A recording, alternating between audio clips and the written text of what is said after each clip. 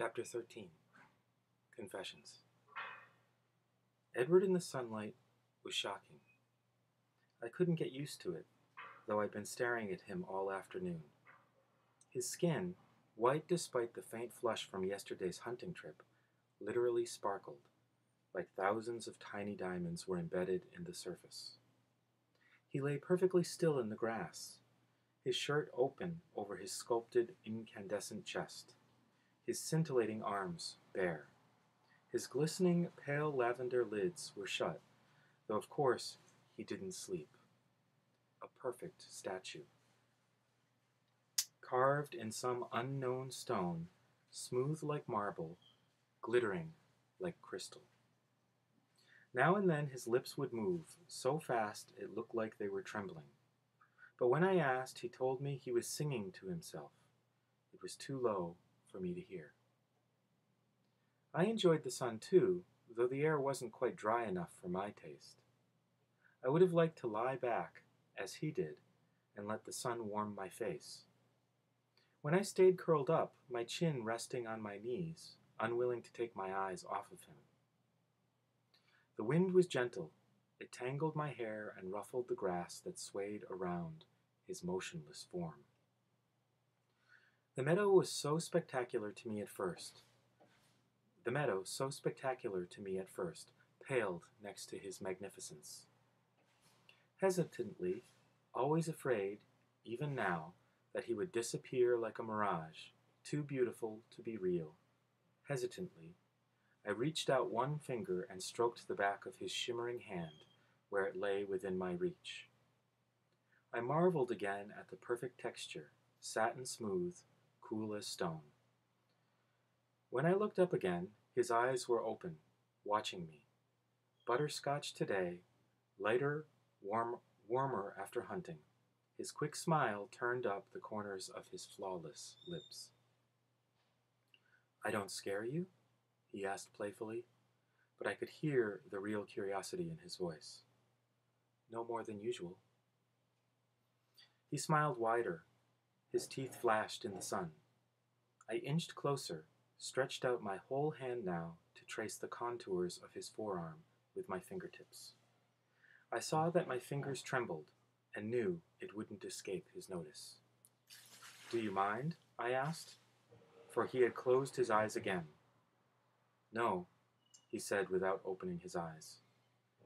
"You can't imagine how that feels," he sighed. I lightly traveled my hand over the perfect muscles of his arm, followed the faint pattern of bluish veins inside the crease of his elbow.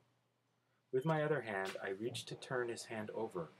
Realizing what I wished, he flipped his palm up in one of those blindingly fast, disconcerting movements of his. It startled me. My fingers froze on his arm for a brief second. "Sorry," he murmured. I looked up in time to see his golden eyes close again. "It's too easy to be myself with you." I lifted his hand, turning it this way and that as I watched the sun glitter on his palm. I held it closer to my face, trying to see the hidden facets in his skin. "Tell me what you're thinking," he whispered. I looked to see his eyes watching me, suddenly intent. It's still so strange for me, not knowing.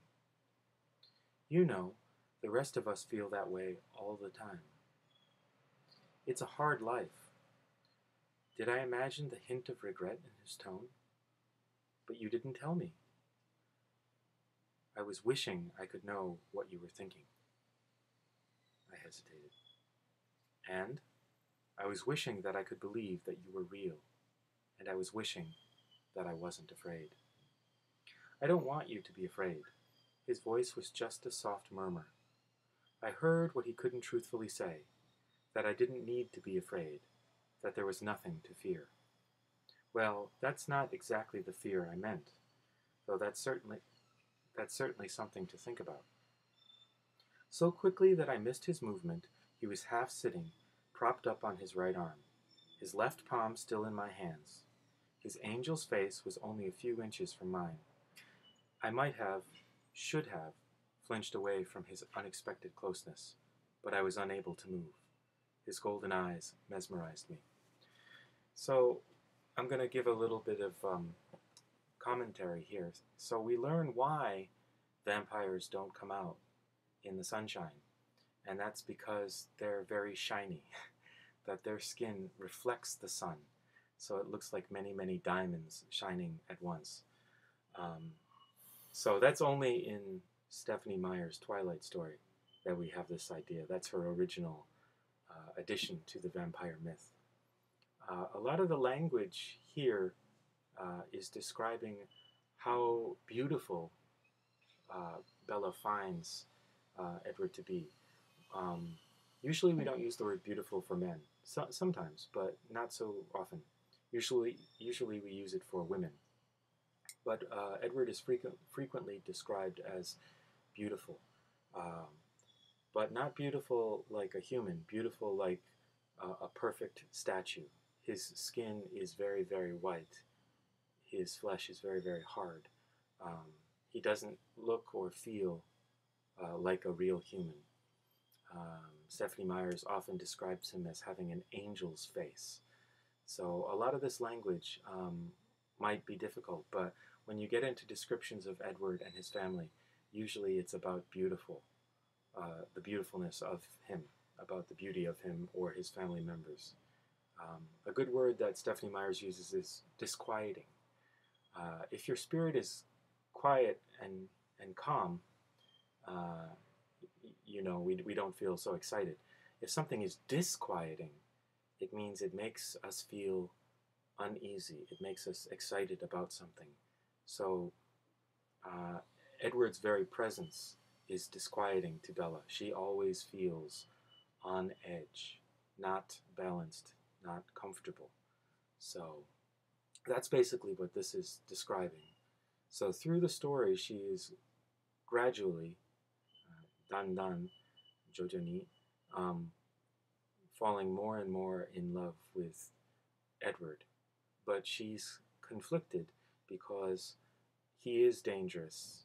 She feels that he's dangerous, but she is not being pushed away by that sense of danger.